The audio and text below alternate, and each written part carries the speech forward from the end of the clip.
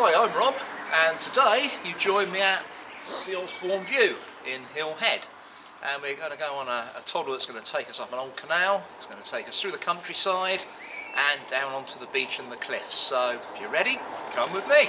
So don't judge a book by its cover. There's something surprising about this pub that you'll see at the end of the walk. So we've turned right in front of the pub and we're heading off along the road down towards Meon shore, and just past this house on the corner of the bay window we are going to go down onto the shore.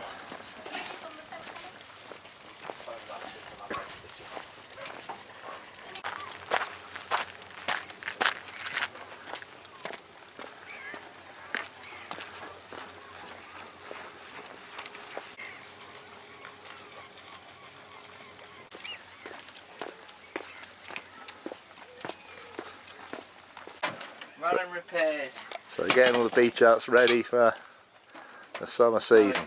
The grandson broke the bloody door. Oh no. Occupational hazard. Yeah, it'd be great to get back having barbecues and things, won't it, when this is all over.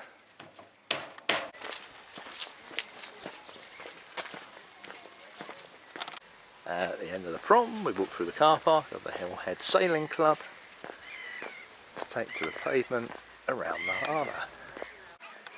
And this is the little harbour. It dries out pretty much at low tide, as you can see.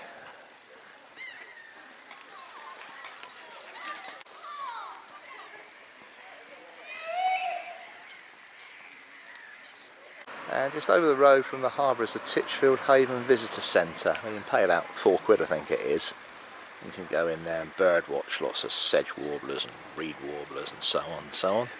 And they've got a cafe and bits and bobs, but it's shut at the moment, of course, with coronavirus.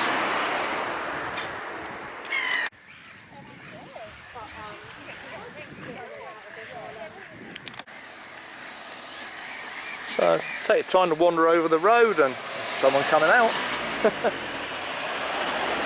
Have a look at the viewing area. Not noticed this here before, so worth a look.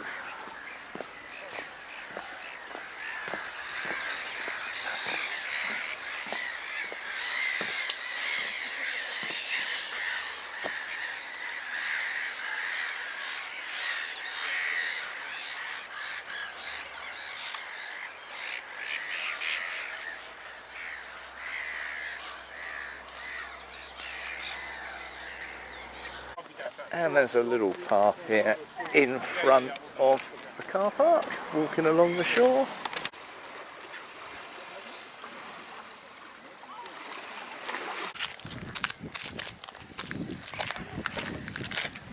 Very popular spot, people park up the car and I sit by the beach. So as we get to the end of the gravel car park by the beach here, just at the start of the Meon shore huts, which are really fantastic old sort of 1930s concept of a holiday in a hut, a shed by the sea, which are getting quite rare now. They've got some at Dungeness. They used to have some at Gurnard that I used to stay on the Isle of Wight, but unfortunately they bit the dust now. But these are quite luxurious compared to the ones that I stayed in. But we're taking to the road anyway. I'm going to go round right-handed round the bend.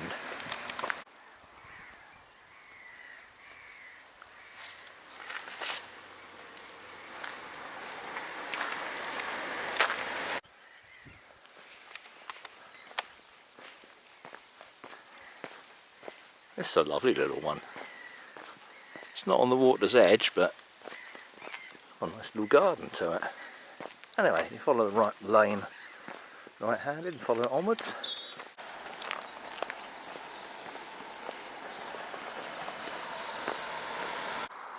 So when you reach the bend, where the bridge is, we're going to carry on straight forward along the towpath for the Titchfield Canal.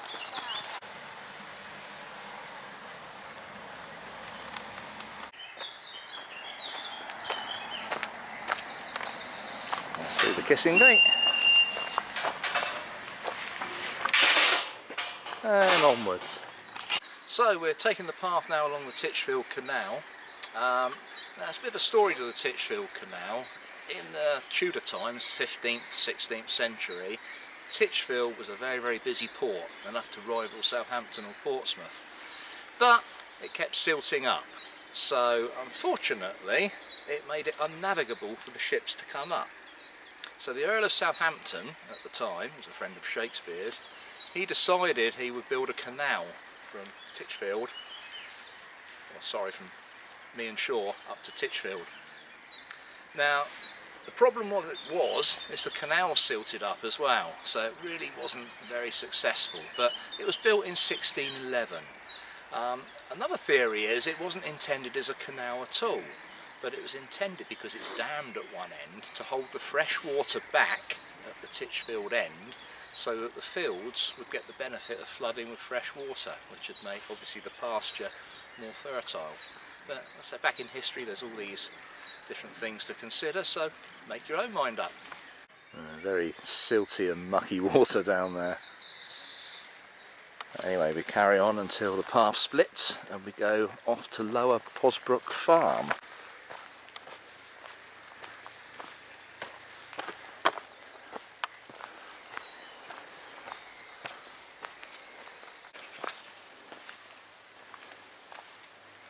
There's the dam with the sluices, cuckoo in the background, and that will flow out at Meon Shore. Ooh, bandits ahead.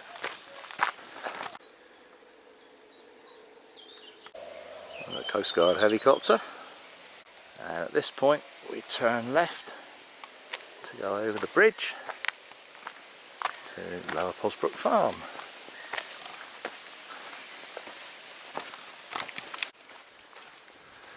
So you carry straight on, and then the far side of the field you bend round by the silage.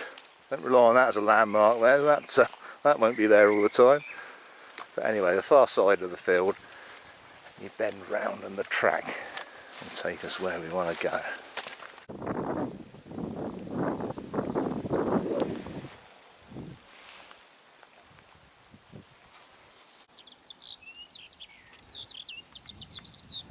Lovely quiet place, and a little picture box cottage. Beautiful. Lovely poppies at the field's edge, and that's Lower Posbrook Farm, that lovely cottage. Nice bench under the chestnut tree, horse chestnut tree I think this is. Memory of Ray Smith.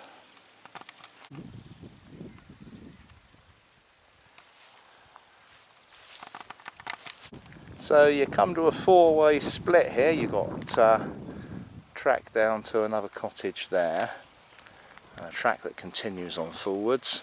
And we're taking the track to the left and take us back onto the lane at Lower Posbrook.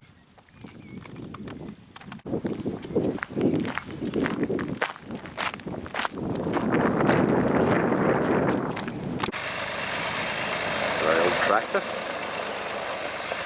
Apparently, little known fact, Lamborghini started off making tractors. So we come out onto the lane. You've got to be careful on the lane, it's busy. So keep your eyes about you. We're only on the lane for a little while and then we're going to come off again. So you know you're going the right way, you pass Sunny Corner and you head towards the pick your own strawberry field. Or freshly picked strawberries. So we've got to pick your own shop. Rhubarb, cabbages, and what the area is best known for, punnets of lovely strawberries and telecom vans. More produce fields. Of course, this area is very famous for its strawberries, and the old Strawberry Line Railway that ran up through Bishop's Waltham was very famous for taking fresh strawberries from here up to London. They've sold out.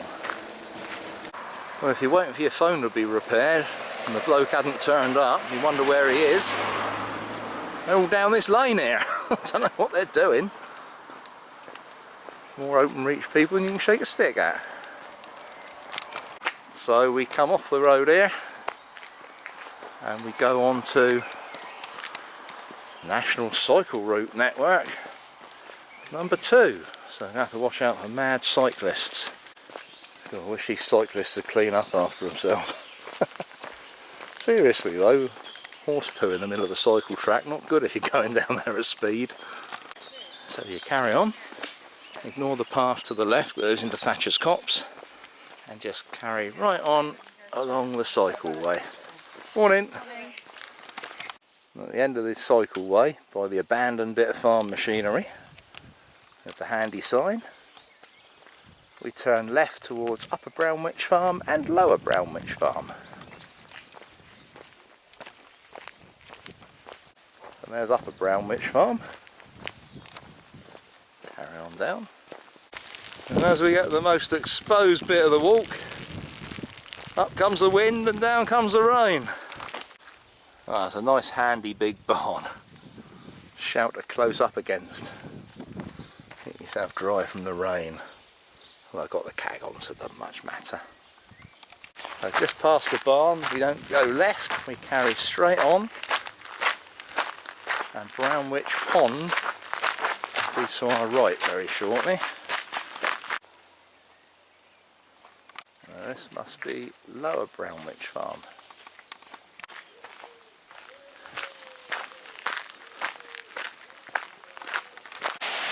So this is Brownwich Pond, and it's owned by the Portsmouth and District Angling Association, and it's stocked up with carp, a bit of chub, and a very nice peaceful fish, I would imagine.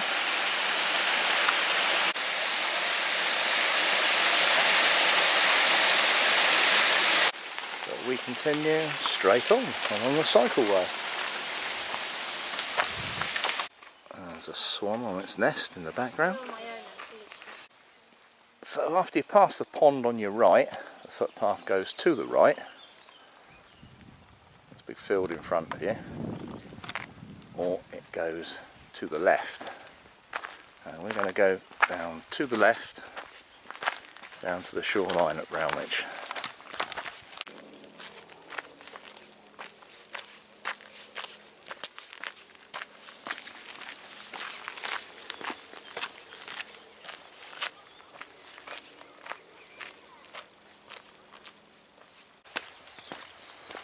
So just see a glimpse of the sea as we come on out, and the Solent Way coast path disappears up there.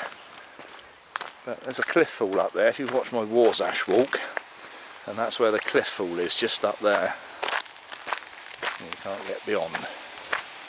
But we can here. This takes us down very nicely onto the beach. In the distance there you can see the huts at Meon, and you can see Spitbank Fort as well, stuck out in the middle of the Solent, one of Palmerston's Follies that I'll talk about a little bit more on the Gill Kicker Loop film. So you've got two choices: walk along the beach, or there have been reports from the Coast Guard there's a bit of quicksand at low tide, so careful there, or up on the cliff top.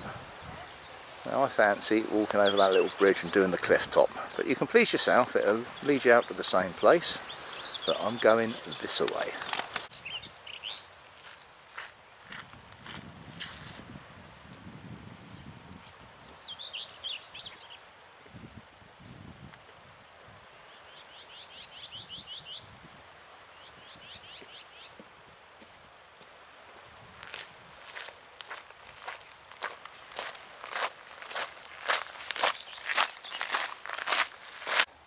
So we cross the bridge.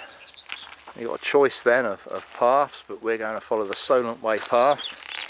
It'll take us through these lovely prickly gorse bushes up onto the top of the cliff to take us back towards Meon Shore. But one good thing, as yet, no stingers. Lovely teasels in the background. West cows.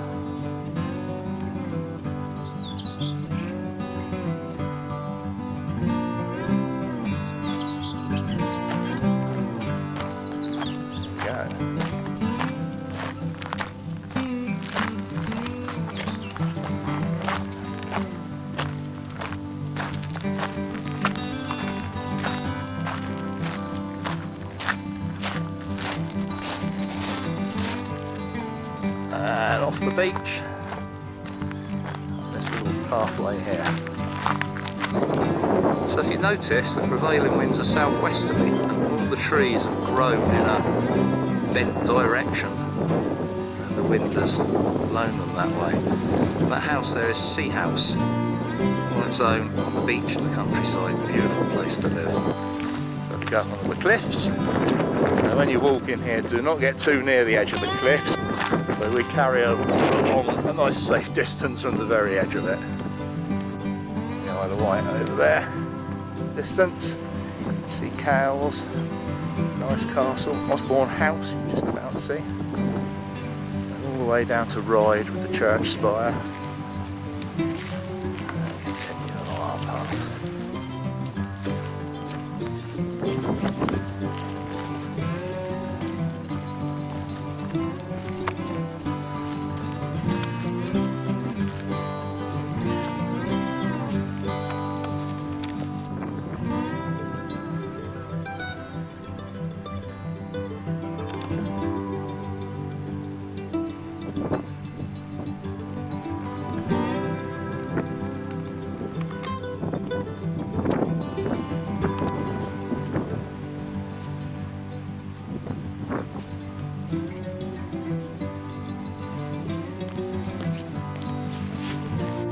So, at the side of the pink pants.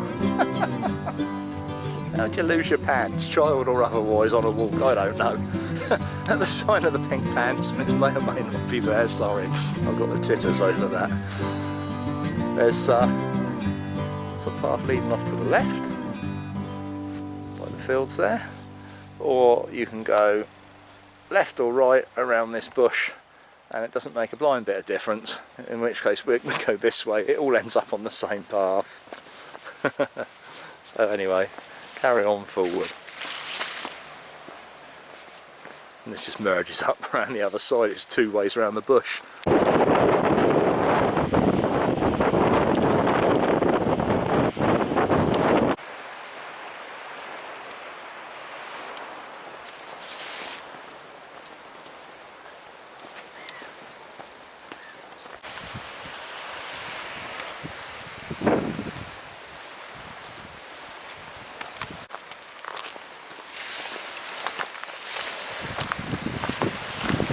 Fishing going on down there.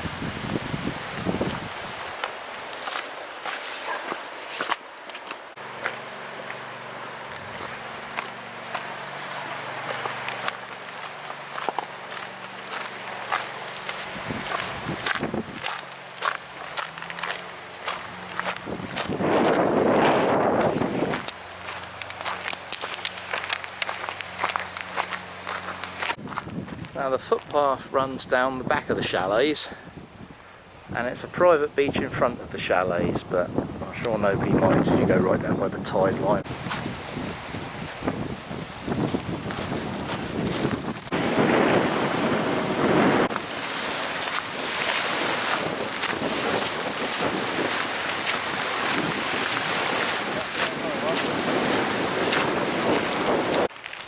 Do you know what? It really appeals to me having a little holiday in one of those sheds. As I said earlier, I used to go over to Gurnard Cliff on the Isle of Wight with my parents back in the late 60s, early 70s. And there were little sheds like this, probably not as posh as this actually, and old railway carriages that you could stay in, and it was glorious. That's my lucky day, stone with a hole in it. Apparently the hole's made by some sort of burrowing creature. Don't know what, I have to Google that.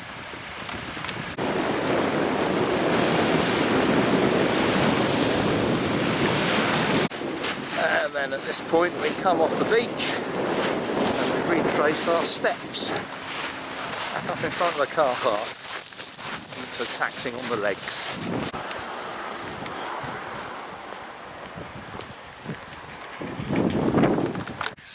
Interesting roof on that place, a couple of upturned boats. Tide's come in a little bit since we were walking out earlier this morning.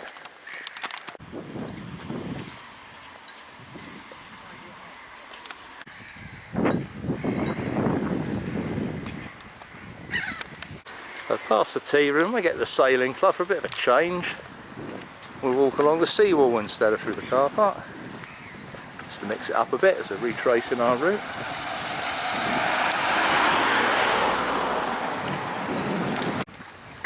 There we are, the Hillhead Sailing Club. And the beach we walked along earlier. What do you call a group of swans? No, don't look at me, I don't know. A mob? I don't know. See a few of them there.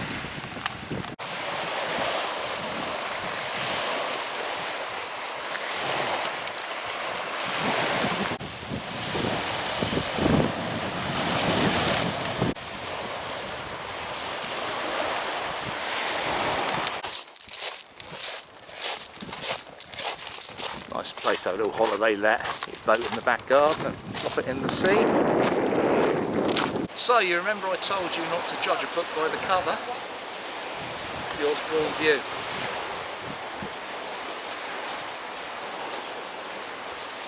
So it's got a smashing big beer garden right on the beach here. Lovely food in there. It does get busy because of the view. You look right across the Isle of Wight and the Osborne House, which is over in the clearing over there. So it was about 5.5 miles in total of lovely walking. Like this one, very good walk. Anyway, if you like the walk, then don't forget to like and subscribe, and I'll see you on the next one.